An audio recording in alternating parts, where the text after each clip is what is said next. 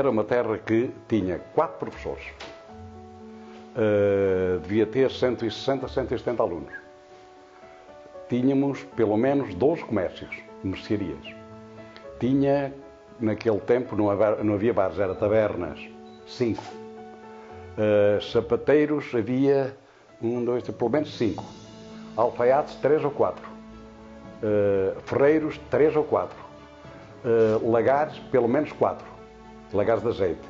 Fábricas de moagem, 2.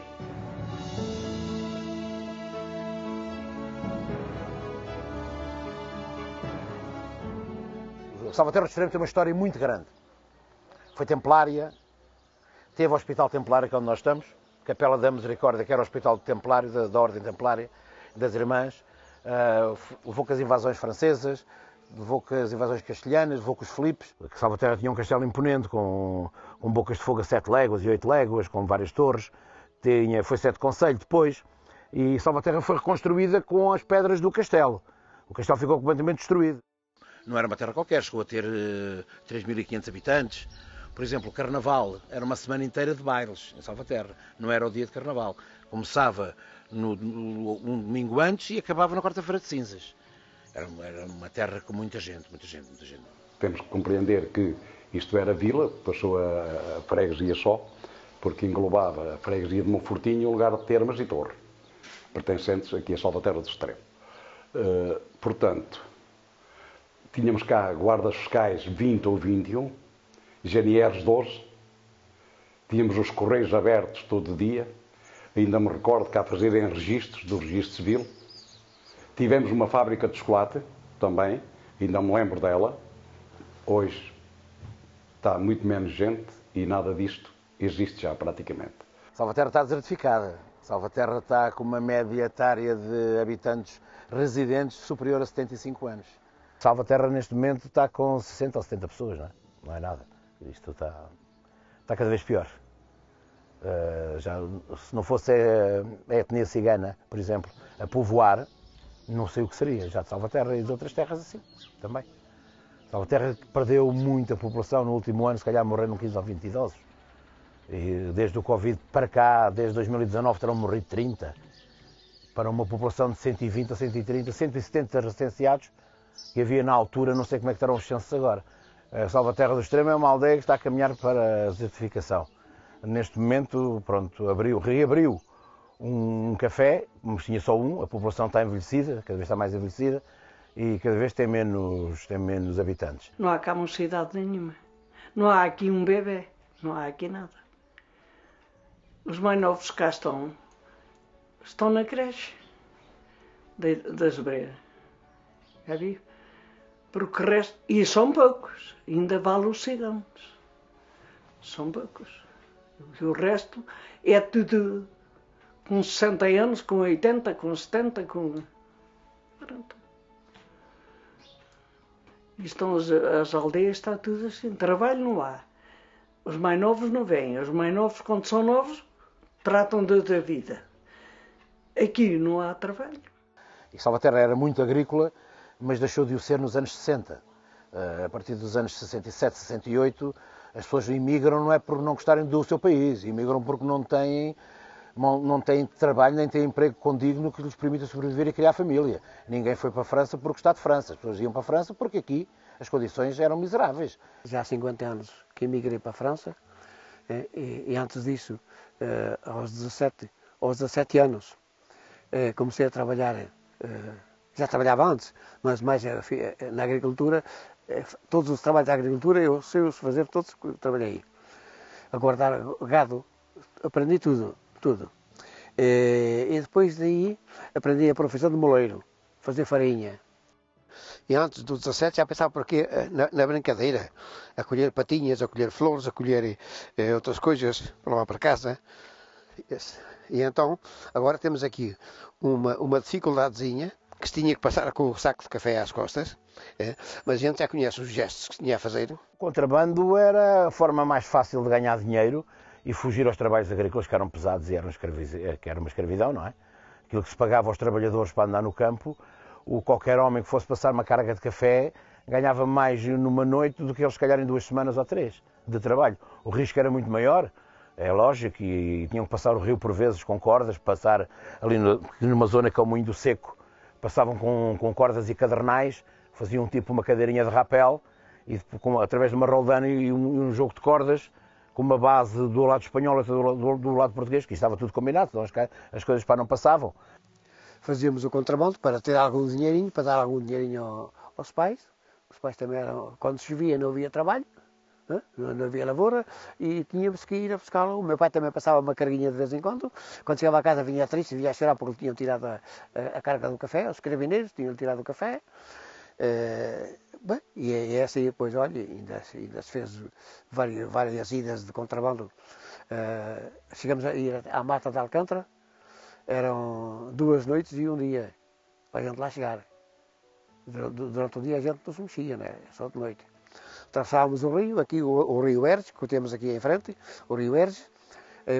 Passava-se bem, quando a água dava assim aqui, com o saco do café assim aqui na cabeça, e lá passávamos para o outro lado. No outro lado mudávamos a roupa e seguimos, passávamos às minas da Palomba, chegávamos ao rio, a Lagão, já dentro de Espanha, passávamos o rio à corda, numa corda.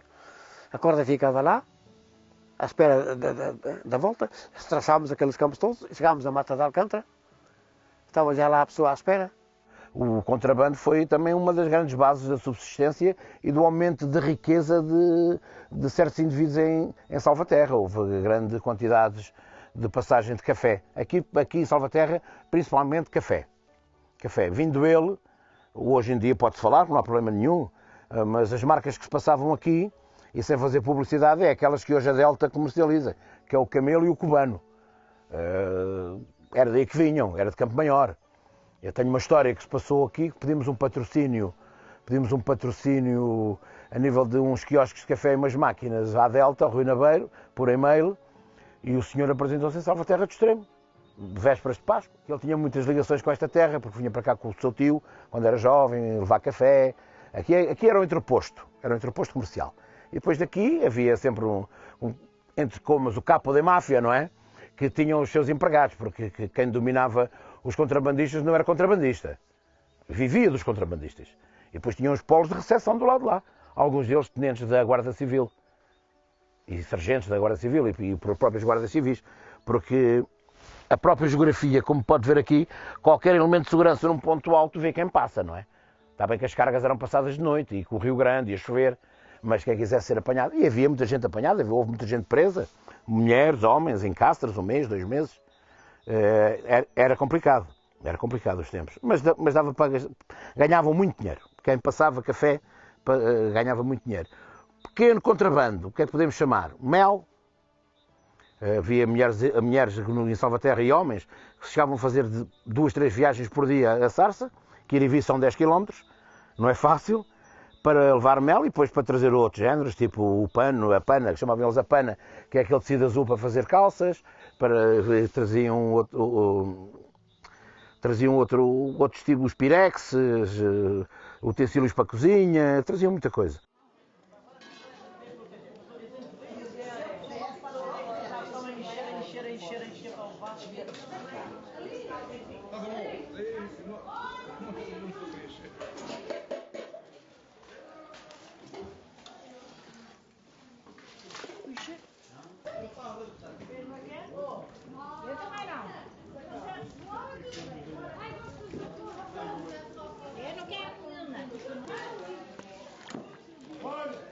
O Boa de Salvaterra do Extremo tem uma tradição muito grande. Começou no início do século XIX, quando a zona de todo Portugal e mais a zona de Castelo Branco foi assolada por uma praga de gafanhotos. Com promessa, visto os campos estarem totalmente devastados e as colheitas estarem arrasadas, os lavradores mais ricos da aldeia prometeram ao Senhor da Pedra, inicialmente, no lugar onde está a Capela da Senhora da Consolação, realizar um bodo todos os anos, com carne, sopa e com comida para os pobres, para todo o povo. Vem gente de muito lado. Mesmo quem está para Lisboa, esteja onde estiver, quando é a festa da Páscoa, vem logo.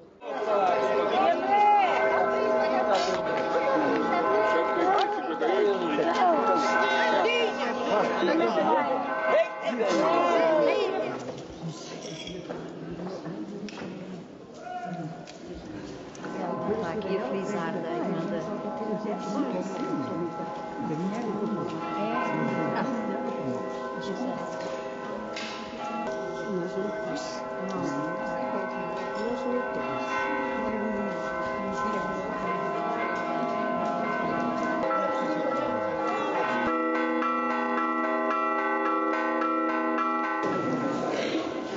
Isto é um esforço muito grande. Eu ontem saí aqui da capela, eram 4 da manhã, vim para cá. Fiz parte dos andores, da organização dos andores, da orientação da capela, o enfeite da capela, eu e mais 2 senhoras. Só com muito esforço é que nós conseguimos realmente fazer uma festa destas, mas ao mesmo tempo com muita vontade que a nossa festa não acabe.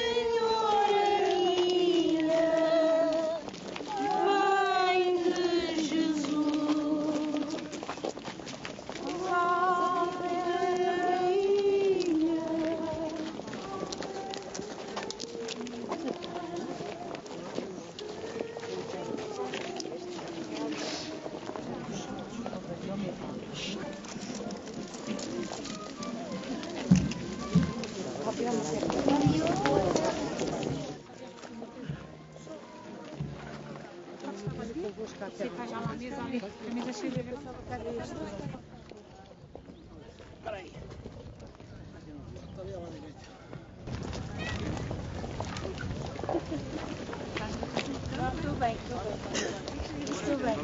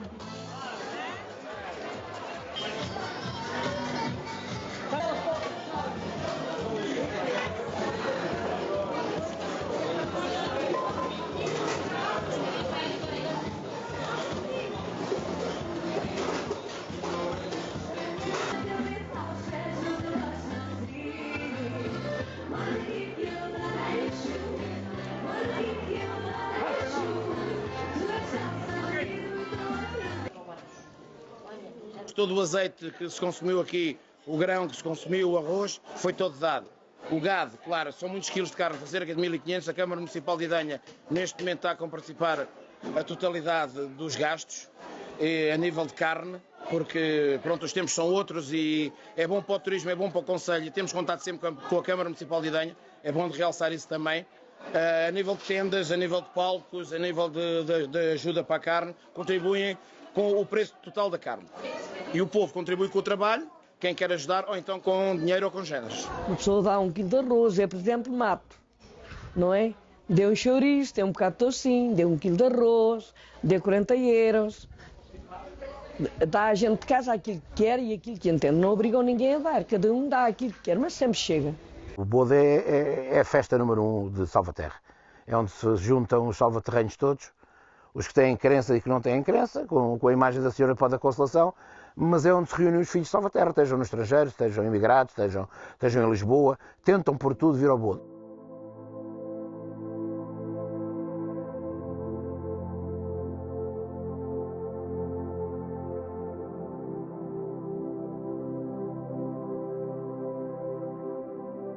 Estamos aqui agora num dos 6 núcleos de furdas existentes em Salvaterra do Extremo, naquele que poderá ser que deverá ser, ou pelo menos que eu tenho conhecimento, um dos maiores, se não o maior complexo de criação porqueira no contexto nacional.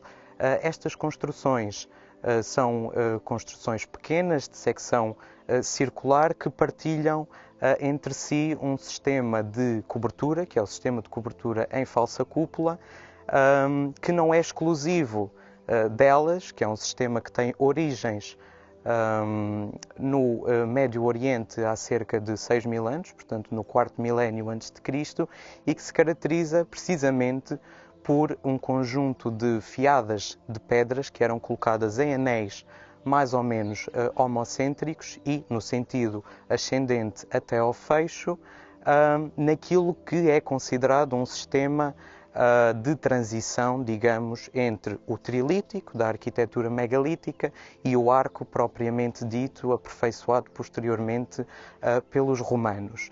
E cá estamos em Saldaterra. Mas olhar para que a gente por todo lado. Então ainda se recorda ali nas Pecílgas, quando aquilo estava tudo cheio de porcos, não? Então não recordo. Há pouco tempo é que ficam assim. Já ninguém quer. Já ninguém quer porco, ninguém quer nada.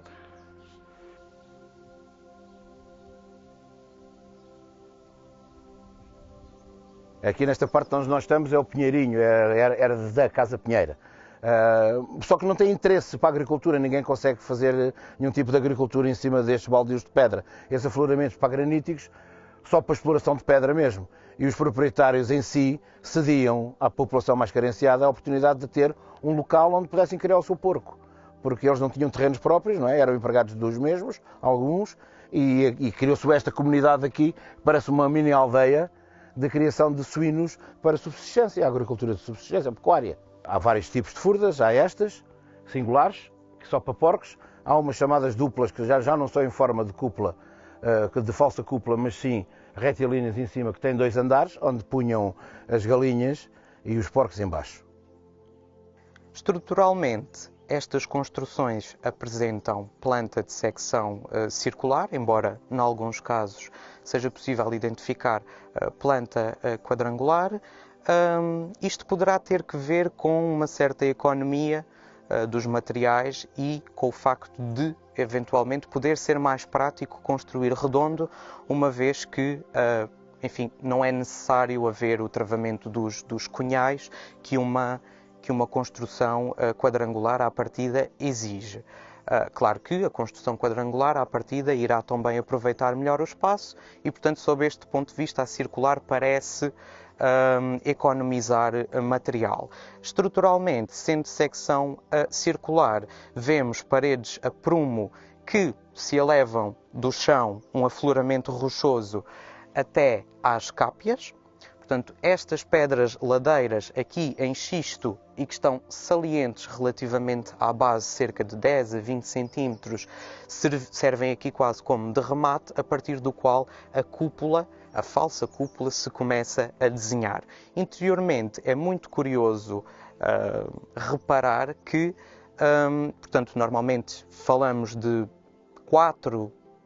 cerca de 4, 5 anéis, muitas vezes em xisto, em aparelho também de granito, quando o granito de facto o permite, colocadas gradualmente e sucessivamente de forma menor, portanto o primeiro anel é o maior e os restantes são cada vez menores, até ao fecho. Portanto, a falsa cúpula organiza-se dessa forma, em oposição a uma cúpula, digamos, dita convencional. Para bem engordar, iam à bolota, os restos de comidas, nas hortas também faziam alguma coisa e engordavam assim.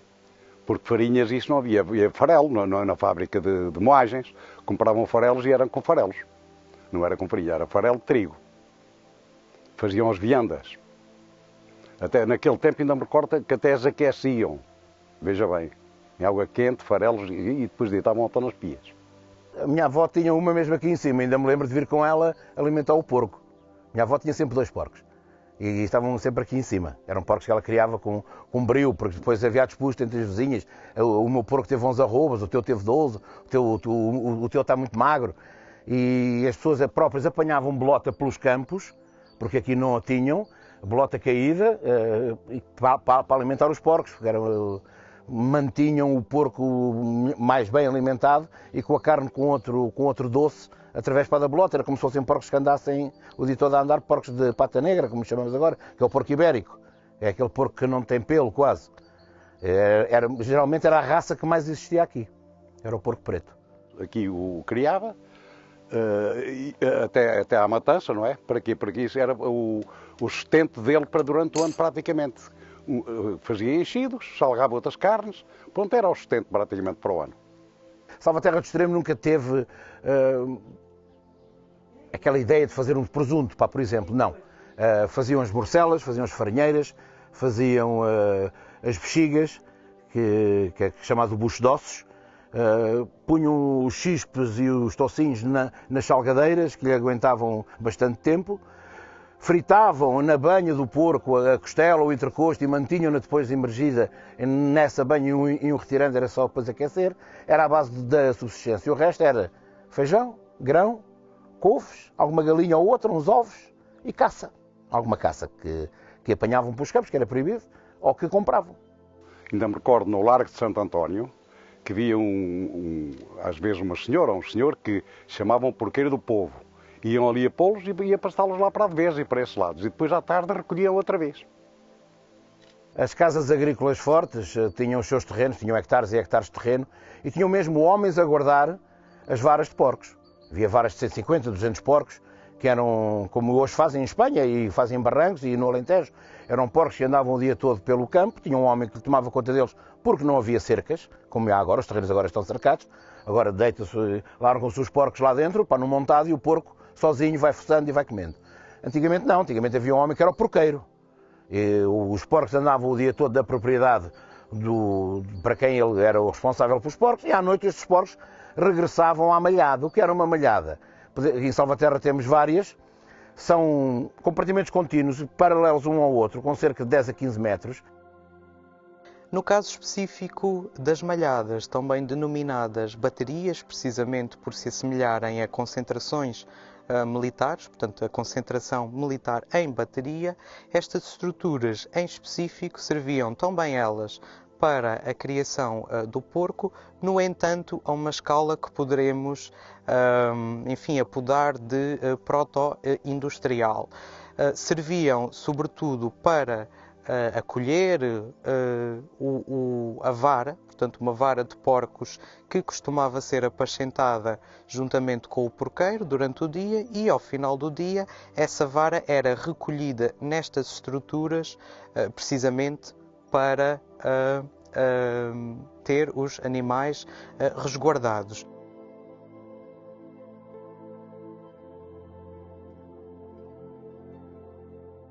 Ainda é possível ver aqui alguns porcos, mas a tendência é decrescente e que para a curto prazo mesmo, portanto, quem mantém e quem cria esse porco como base da sua economia doméstica, que acabe por deixar de o fazer, precisamente porque requer trabalho, nomeadamente durante a matança e, enfim, mão de obra que permita aviar, digamos assim, esse trabalho. E enquanto puder, o porco já o deixei, pronto, porque não posso. Porque eu agarrava esta vara cheia de chouriço, ou de que fosse, e daqui do chão punha no cima. Agora não sou capaz. Mas neste penso que deixar. O Erge é um rio que nasce na Serra da Gata, tem como primeiro fluente o Baságda, mas é um rio que recebe muita ribeira. Só de Monfortinho até cá recebe 4 ribeiras enormes, que vêm da Serra da Morracha e vêm das Pedras Ninhas, e ganham um caudal muito grande. O açude foi fundamental, por 2 motivos. Um, para segurar as poucas águas que o rio Erge traz no verão, e outras, para nos permitir a passagem, encurtou em 15 km ou mais a ida à Espanha. Nós estamos a 4,5 km do rio, e depois do rio para lá são mais 3. Pena que a estrada que liga Salvaterra ao sul não seja como a espanhola, que dava muito mais segurança às pessoas, não é? Porque se vierem 2 carros, um deles tem que parar, já não passa. A Maior tem 2.500 habitantes de permanência em tempo de festa chega a ter 5.000, 6.000, tem 7 ou 8 bares, não podemos comparar. Conhecemos muita gente, da minha geração conheço quase toda a gente que viveu lá, é como se fosse cá, somos amigos, damos-nos bem, visitamos-nos também por vezes, já conhecemos os filhos, os netos, acaba-se por criar uma vontade e uma relação muito boa. Então agora a nível de turismo, faz falta criar rotas, faz falta criar roteiros, faz falta empregar gente, faz falta limpar caminhos, faz falta dignificar, conhecer a história, porque Salvaterra tem muita história mesmo.